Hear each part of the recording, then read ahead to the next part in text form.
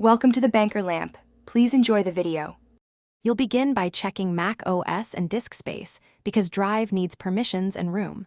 Once confirmed, download Google Drive for desktop and run the installer. You must allow Finder and file system access.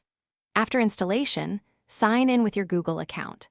When prompted, choose between streaming files to save local space or mirroring to keep local copies.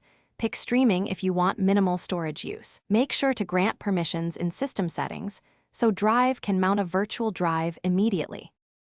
Once done with installation, open Drive settings to fine-tune syncing behavior. This is where you choose which folders to mirror and which to stream, and why.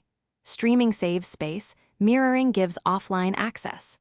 Make sure Finder integration is enabled so Drive appears in the sidebar for quick drag and drop. Also, configure bandwidth limits if your network is slow or metered, and add proxy credentials if required. These steps reduce sync conflicts and help files appear reliably in apps like Pages and Microsoft Office. You finish by using Drive directly in Finder, open, edit, and save files. Right-click any item to make it available offline or to copy a sharing link. If syncing stalls, pause and resume sync or relaunch the Drive app first because that clears temporary issues. If problems persist, reset the Drive cache from settings. Make sure you're under Google storage limits and resolve file name conflicts that cause loops. One key tip: sign out and back in only after backup, since reconnecting forces a fresh sync and often fixes stubborn errors. Thanks for watching. If this was helpful, leave a like and consider subscribing. See you next time.